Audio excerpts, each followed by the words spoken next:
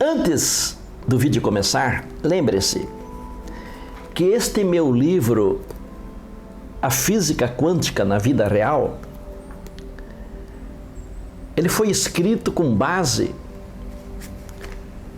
nos resultados das minhas pesquisas de mais de 25 anos sobre como a física quântica atua na realidade humana, como a física quântica pode ser utilizada para resolver problemas, concretizar projetos, produzir encontros, curar doenças, por exemplo.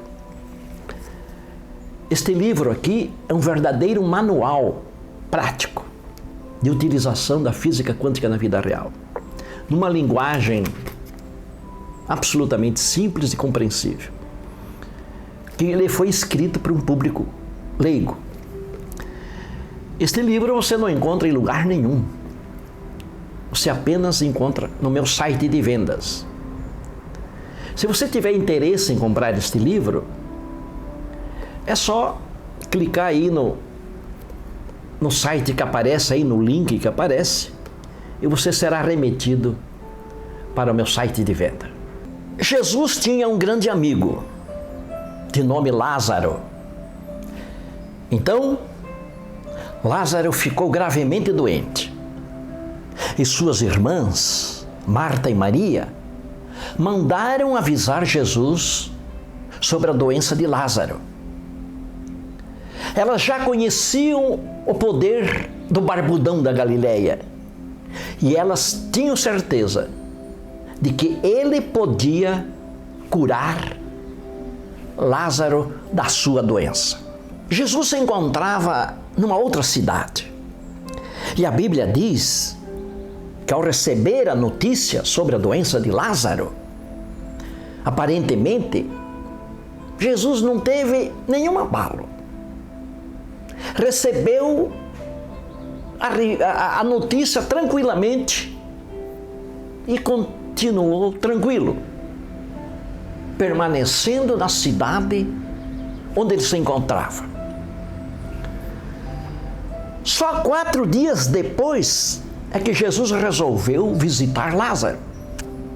Mas, antes de chegar na casa do doente, a irmã de Lázaro informou Jesus que o seu irmão já havia morrido já há 4 dias. Então, Jesus pediu para que o levasse até o sepulcro de Lázaro. E lá se foi então Jesus, com um bando de gente lhe acompanhando. Naquela época, os sepulcros eram fechados com uma pesada pedra para evitar a entrada dos animais na tumba. Então, segundo o relato bíblico, Jesus parou diante da pedra que bloqueava a entrada do sepulcro e pediu para que tirassem a pedra. Então, uma das irmãs de Lázaro alertou Jesus de que o defunto já havia morrido há 4 dias e certamente ele já devia estar cheirando mal. Segundo as traduções bíblicas mais modernas, Jesus respondeu: não esquenta, Maria, está limpo. Vamos nessa. Vamos tirar a pedra da tumba. Então, um bocado de gente foi lá e a pedra foi afastada da entrada e Jesus entrou no sepulcro. Passados alguns minutos de intensa expectativa, perplexas, as pessoas viram Lázaro saindo do sepulcro, andando, vivo, ressuscitado por Jesus. Isto é o que a Bíblia diz. Aqui cabe uma importante pergunta. Veja, se Jesus de fato tinha poderes fantásticos sobre os elementos da natureza, o poder de acalmar a tempestade sobre o mar da Galileia, o poder de transformar água em vinho, por exemplo, o poder de atuar na substância da matéria. Então, por que ele não utilizou este seu poder para afastar a pedra da tumba de Lázaro? Por que ele pediu para que as pessoas fizessem isso? Afinal de contas, ele poderia fazer a pedra sair voando. Mas ele não fez isso. Ele pediu que as pessoas tirassem a pedra da tumba de Lázaro. Por quê? A resposta é a seguinte: aquilo que o homem pode fazer, Deus não faz. Ressuscitar Lázaro era uma tarefa que só Deus podia fazer. Tirar a pedra da tumba era uma tarefa que o homem podia fazer. Portanto, se você também deseja uma ressurreição na sua vida, então primeiro tire a pedra da sua tumba. A tumba aqui significa a vida ruim que você está vivendo. Significa o problema que você quer resolver. Você poderia me perguntar: professor, na minha vida real, o que significa a pedra e a tumba? Eu respondo: a pedra significa as suas deficiências, as suas crenças limitantes, os seus traumas, os seus medos, a sua insegurança, o seu pessimismo. Significa o seu preconceito, a sua desarmonia, entre outras deficiências humanas. Vou dar um exemplo real que acontece na vida de muitas pessoas. Lá está você, já com 50 anos de idade, vivendo a sua vidinha existencialmente monótona, espiritualmente superficial, intelectualmente pobre, afetivamente carente, socialmente solitário. Uma vida existencialmente desmotivada, inexpressiva. Uma vida desinteressante, trivial, desestimulante. E você na plenitude da sua capacidade intelectual. Só depois de muito tempo vivendo deste modo é que você constata que esta não foi a vida que você desejou, não foi a vida que você escolheu. De fato, existem certos trabalhos, certas atividades, certos relacionamentos, certas famílias, existem certas religiões que mantêm a pessoa num regime de vida assim, uma vida existencialmente pobre, durante toda a vida da pessoa. E não pense você que isso acontece com poucas pessoas.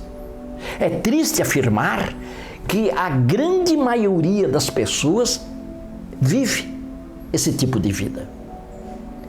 E você também está lá, vivendo esse tipo de vida. Então, quando você chega aos 50 anos, quando os filhos já estão todos casados, é que você constata o quanto a sua vida conjugal se tornou um silêncio. O quanto o seu casamento se transformou em solidão. O quanto a sua vida se estratificou numa monotonia existencial. O quanto a sua rotina doméstica se estagnou em mesmices e se tornou asfixiante. Esse tipo de vida significa a sua tumba. Essa é a sua tumba. na qual você vem morrendo existencialmente. Todos os dias, todos os meses, ano após ano. Você não vive a sua vida. Na verdade, você morre a sua vida. Então, para que a vida? Se para viver é necessário morrer sempre, morrer todos os dias. Acredite, neste esquema de vida ruim, existencialmente desestimulante, muitas vezes a depressão psíquica tem aí a sua origem. Muitas vezes o próprio suicídio tem aí a sua causa. Agora que você já sabe o que é a sua tumba, você precisa saber também o que é a pedra da sua tumba.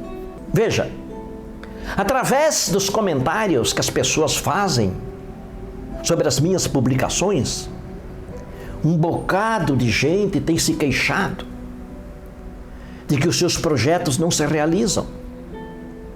Essas pessoas afirmam que têm uma vontade forte de realizar os seus projetos, mas nada acontece.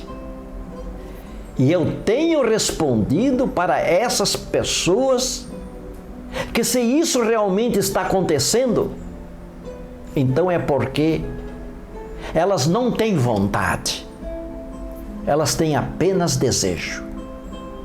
Ter desejo não é a mesma coisa que ter vontade. Você sabe qual é a diferença entre desejo e vontade? Eu explico.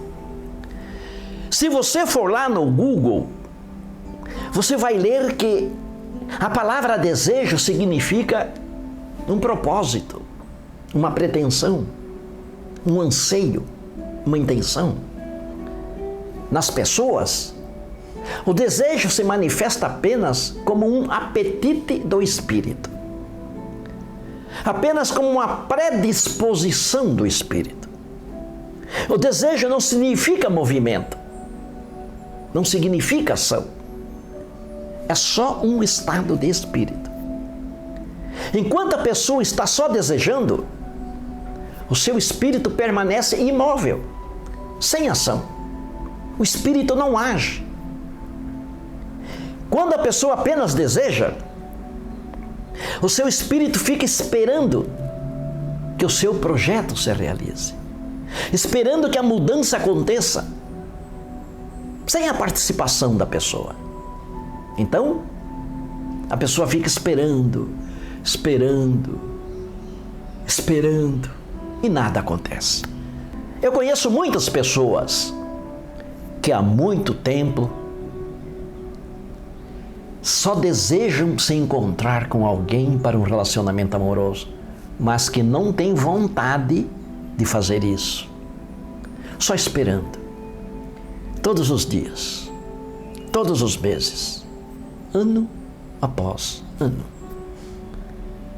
Também conheço muitas pessoas que há muito tempo desejam realizar o seu projeto. O projeto de romper um relacionamento ruim, um relacionamento destrutivo. Pessoas que apenas desejam, mas não têm vontade de fazer isso. E permanecem refém dessa relação destrutiva. Essa inércia é precisamente o significado da pedra da tumba na vida de uma pessoa. Só desejar, sem ter vontade. Isso é a pedra da tumba de uma pessoa. O desejo é só uma predisposição do espírito. Só isso. Já a vontade é diferente. A vontade é uma força espiritual que, excitada pelo desejo, move o espírito em direção à realização do projeto. Quando, além de desejo, a pessoa tem também vontade, vivendo uma vida existencialmente pobre, a pessoa sente que a sua vida se tornou pequena demais para ela. Então, impelida por um impulso espiritualmente forte, a pessoa decide que é hora de mudar. E então ela dá o salto quântico existencial. Então a pessoa começa a se indagar. Como foi possível eu ter vivido tanto tempo uma vida assim? Como eu já disse, este é o problema de muita gente. A pedra está lá, na tumba da vida existencialmente pobre da pessoa. E a pessoa precisa remover essa pedra para que a ressurreição da sua vida aconteça. Assim como aconteceu com Lázaro. A ressurreição só foi possível através de Jesus, quando a pedra foi removida. Mas, através da vontade, será mesmo que o ser humano dispõe de força suficiente, capaz de remover a pedra da sua tumba? Será que isso é verdade? Será possível fazer uma mudança quando já há muito tempo a pessoa se encontra prisioneira da sua vontade fraca? Encontra-se refém do seu ambiente dominante, do seu contexto opressor? Eu respondo que é possível, sim. É possível se libertar disso. Em outros vídeos já publicados aqui no YouTube, eu já falei sobre fontes de energias e poderes fantásticos que a pessoa dispõe quando ela atua na dimensão quântica da sua realidade. Exemplos dessas fontes de energia e poder são o colapso da função de onda, a correlação quântica, o efeito não local, o vácuo quântico, o tunelamento quântico, por exemplo. Está tudo explicado nesses vídeos que eu já publiquei aqui no YouTube. É só você assisti-los. Veja, na sua respectiva órbita atômica, o elétron dispõe da energia necessária para ele existir ali tranquilamente. O elétron dispõe de tudo o que ele necessita através da energia que a sua respectiva órbita lhe proporciona. Porém, se o elétron necessitar de uma energia maior que a energia fornecida pela sua órbita atômica, o seu sistema atômico possibilita um salto quântico. E através do salto quântico, o elétron pode procurar uma outra órbita atômica que tenha uma energia compatível com a sua energia. O elétron não é obrigado a existir numa órbita atômica ou num ambiente energético que não satisfaz as suas necessidades. O elétron é livre para procurar um outro ambiente. E isso, segundo o princípio da simetria, vale também para as pessoas. Essa liberdade o elétron utiliza para dar um salto quântico, por meio do qual ele passa a existir numa outra órbita que tenha mais energia. Quando nós aplicamos o princípio da simetria na realidade humana, isso também funciona na vida das pessoas. De tal modo que ninguém é obrigado a continuar vivendo num ambiente existencialmente ruim, num ambiente opressivo, existencialmente pobre, num ambiente que impede o crescimento da pessoa, que impede a expansão do seu espírito. Quando a pessoa apenas deseja o seu projeto, quando ela apenas deseja fazer mudança na sua vida, mas não demonstra ter a vontade suficiente para fazer isso, isso significa que essa pessoa aceita esse tipo de vida pobre que ela está vivendo. Claro que existem contextos difíceis de sair dele, ambientes dos quais a pessoa se torna dependente financeiramente, por exemplo. Não é fácil sair de certos ambientes, mas também é preciso ter em mente os fantásticos poderes que a pessoa adquire quando ela utiliza a física quântica na sua vida. Poderes capazes de fazer ela se libertar desses ambientes opressivos. Aqui, não se discute se a pessoa se mantém dependente do seu ambiente hostil. O que se discute aqui é o fato de a pessoa utilizar ou não utilizar os seus poderes quânticos. Se a pessoa apenas deseja e não tem vontade, é óbvio que ela sempre vai permanecer dependente do seu ambiente, do seu contexto existencial. Veja, quando uma partícula é observada lá no laboratório do físico, não é o aparelho que materializa a partícula, é a consciência do observador, é a consciência do físico que materializa a partícula. Isso está fundamentado no formalismo matemático da chamada cadeia de von Neumann, desenvolvido pelo físico húngaro John von Neumann, Prêmio Nobel de Física. Portanto, nada de misticismo, nada de eu acho. A consciência do cientista não é especial. A consciência de qualquer pessoa também é capaz de materializar a partícula. Não existe primazia. Se você for lá no laboratório do físico e observar a partícula através do mesmo aparelho, a sua mente também vai materializar a partícula. Não interessa quem esteja manipulando o aparelho, basta que seja uma consciência. Isso é uma evidência irrefutável de que, através da mente humana, a física quântica pode ser utilizada também na vida das pessoas. Isso é irrefutável. Só que na realidade humana, nós não temos partículas para materializarmos. Nós temos projetos, desejos, objetivos, superações, encontros, curas, por exemplo. Quando você utiliza o efeito Zenon quântico na sua vida, por exemplo, você adquire o poder de utilizar a sua mente para neutralizar os efeitos negativos contra o seu projeto.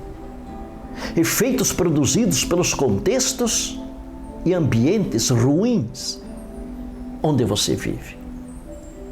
Nos momentos de crises e mudanças, quando surgem fatores contrários à realização do seu projeto, o efeito Zenon quântico empodera a sua mente, que então funciona como um cinturão de defesa, dando estabilidade ao seu projeto, protegendo o seu projeto contra a desestabilização e a falência produzidas pelas crises e pelas mudanças. Através do efeito Zenon quântico, a sua mente é capaz de dar estabilidade e segurança ao seu projeto, mesmo num ambiente ruim, num ambiente de crise.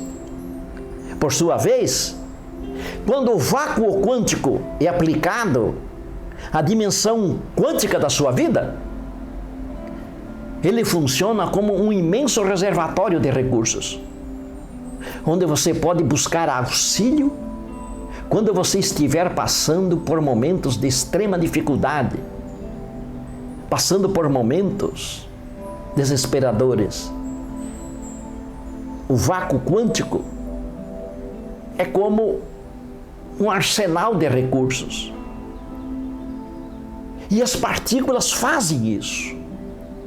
Quando elas estão para morrer, quando elas estão confinadas num espaço muito pequeno, num espaço menor do que a dimensão de Planck, onde elas já não podem mais vibrar, elas desaparecem e vão no vácuo quântico e voltam cheias de energias para poder resistir ao confinamento espacial. Elas buscam socorro no vácuo quântico diante de um momento de extrema necessidade. Na realidade, com base no princípio da simetria, é isso que também acontece com as pessoas. De fato, quando ela é utilizada corretamente na vida da pessoa, a física quântica é capaz de retirar qualquer pedra que esteja transformando a vida da pessoa numa verdadeira tumba de sofrimentos, de tensões, de conflitos, de fracassos. Se a pessoa der o salto quântico, ou seja, se ela for capaz de impulsionar os seus desejos com a força da vontade, então a pedra é retirada da sua tumba existencial.